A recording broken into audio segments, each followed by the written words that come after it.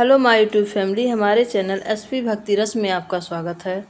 आज हम आपके लिए लेके आए हैं बहुत ही रोचक कहानी। कार्तिक मास में सुनी जाने वाली बहुत ही मनमोहक कहानी दो सास बहुए की कहानी है। कहानी आपको अच्छा लगे तो प्लीज़ चैनल को लाइक शेयर सब्सक्राइब करिएगा और कमेंट बॉक्स में श्री हरि विष्णु लिखना ना भूलिएगा। जो भी भक्ति भाव से इस कहानी का श्रवण करता है उसकी सभी मनोकामनाएं पूरी होती हैं और पुण्य फल की प्राप्ति होती है। तो अगर आपने चैनल को सब्सक्राइब नहीं किया है तो प्लीज़ चैनल को सब्सक्राइब कर लें और बेल आइकन को ऑन प्रेस करना ना भूलिएगा, जिससे मेरी आने वाली सारी नोटिफिकेशन आप तक पहुंच सके।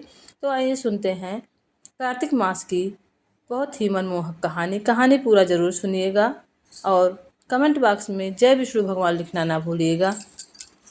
दो सास बहुएं थीं। कार्तिक मास आया तो सास बोली, मैं कार्तिक स्नान के लिए तीर्थ जाना चाहती हूँ।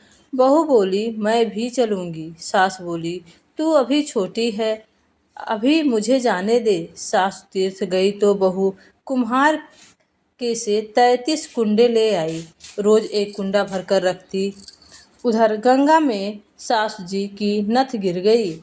बहू कुंडे में नहाती हुई बोली, सासू नहावे उड़े में, मैं नहाऊं कुंडे में।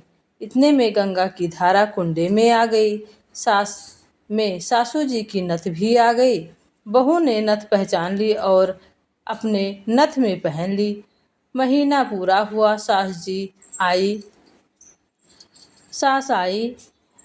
बहू सामे लेके आने लगी तो सास नथ देखकर बोली, यह कहाँ से लाई है? तो बहू बोली, यह मेरे कुंडे में आई गंगा की धारा से साथ आ गई है। सास बोली, मुझे ब्राह्मण भोज करना है। बहू बोली, सासू जी दो ब्राह्मण मेरे भी जिमा दो, मैंने कार्तिक में स्नान किया है। तब सास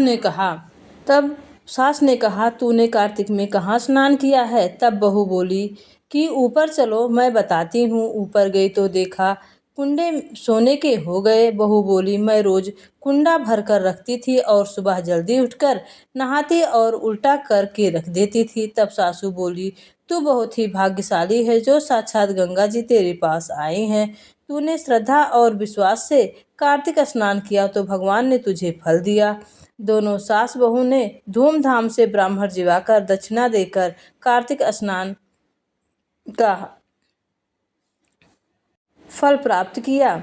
भगवान जैसे सास बहू को दिया वैसे सबको देना। इस कहानी के बाद सुनिए दूसरी कहानी, पथवारी माता की कहानी। एक बार पथवारी माता पाल और विनायक जी से में झगड़ा हो गया। सब आपस में स्वयं को बड़ा बताने लगे। इतने में एक ब्राह्मण का लड़का आया। पाल पथवारी गजानन जी ने उन्हें रोका और कहा, लड़के रुक जा और हमारा न्याय कर। लड़का बोला, मैं कल वापस आऊंगा तब न्याय करूंगा। घर जाकर लड़के ने अपनी माँ से कहा, माँ मुझे कल पथवारी माता विनायक जी का न्याय चुकाना है। तो माँ ने कहा, बेटा सबको बड़ा बता देना। दूसरे दिन लड़का वहाँ गया। बोला, पाल माता आप बड़ी हो, क्योंकि हर व्यक्ति आता है और स्नान ध्यान करके शुद्ध हो जाता है और आप सबकी रक्षा करती हो। हे पथवारी माता आप सबसे बड़ी हो, क्योंकि कितने भी तीर्थ धर्म ध्यान कर लें पर आपकी पूजा किए बिना उसका कार्य पूर्ण नहीं होता है। आप जीवित तो भी तरती हो और मरने को का भी उद्धार करती हो, जो मरता है उसका भी उद्धार करती हो। पथवारी माता पथ की धारणी, इसलिए आप बड़ी हो। अब विनायक जी से लड़का बोला, सबसे पहले शुभ काम आप ही को ही माना जाता है, आपसे ही शुरुआत की जाते हैं। आपको ध्यान से कोई काम बिगड़ता नहीं है, सारे काम सिद्ध होते हैं। पथवारी माता विनायक जी लड़के की चतुराई से प्रसन्न हो गई और बोले, लड़के तूने हम सबको ही बड़ा कर दिया है। उसको सुखी रहने का आशीर्वाद दिया और जौ के दाने का अंगूछे में डाल दिए। लड़का सोचने लगा, ये तो घाटे का सौदा रहा। सारा दिन खराब कर न्याय किया और इतने जौ के दाने मिले मुझे। उदास मन से घर आकर अंगूछा एक कोने में डाल दिया। माँ ने अंगूछा उठाया तो उसमें से हीरे मोती बिखर गए।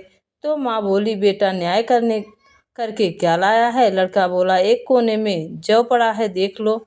माँ वहां गई तो देखा हीरे मोती पड़े थे, जगमगा रहे थे। माँ अत्यधिक प्रसन्न हो गई। माँ ने बेटे को बुलाया और कहा, आज तो पाल माता, पथवारी माता, विनायक जी, भगवान आज तो हम पर प्रसन्न हुए हैं। माँ बेटी अति प्रसन्न हुए।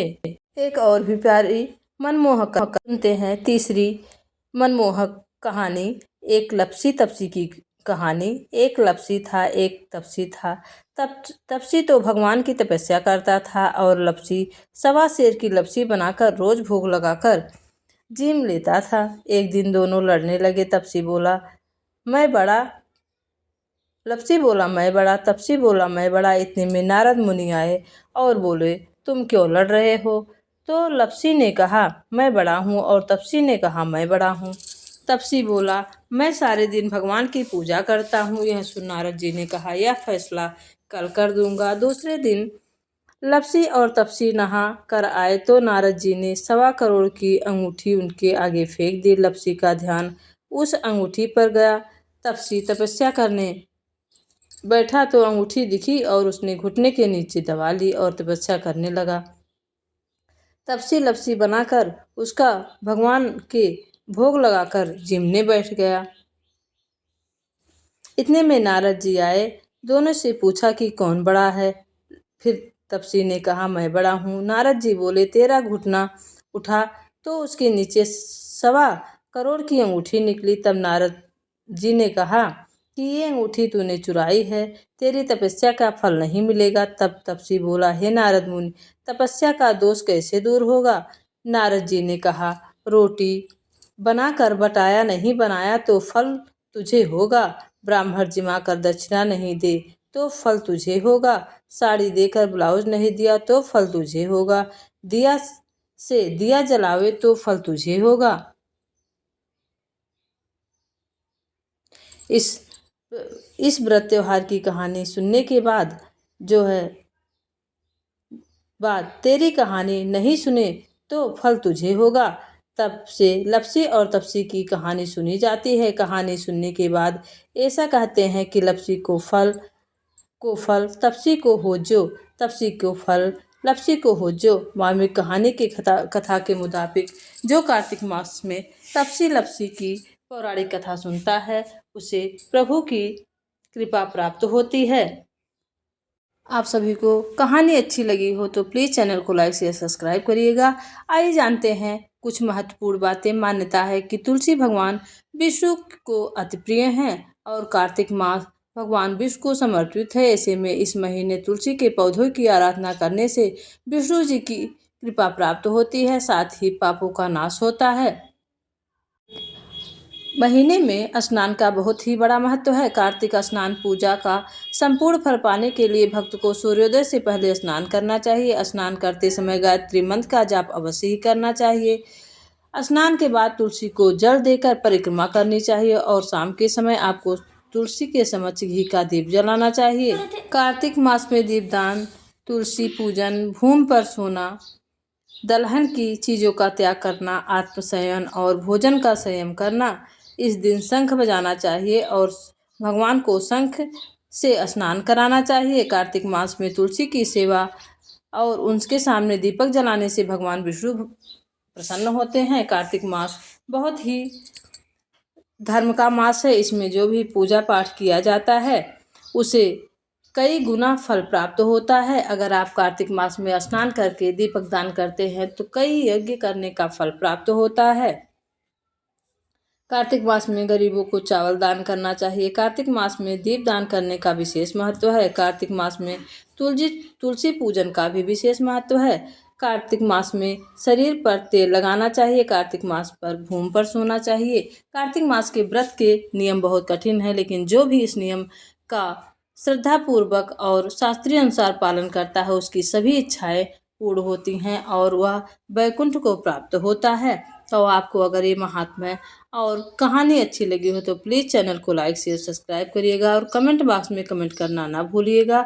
और इस जो है कहानी को ज़्यादा से ज़्यादा शेयर करिएगा। मेरी प्रार्थना है विष्णु भगवान की कृपा आप सब पर बनी रहे, आप सदैव हंसते मुस्कुराते रहें और सुख समृद्धि से भरपूर रहें। जय तुलसी मैया, जय विष्णु भगवान, जय सभी 34 कोटि देवी देवताओं की जय हो। कार्तिक मास की आप सभी को ढेर सारी शुभकामनाएं और छठ पर्व की आप सभी को ढेर सारी शुभकामनाएं। छठ माता की कृपा आप सब पर बनी रहे। जय छठ माता।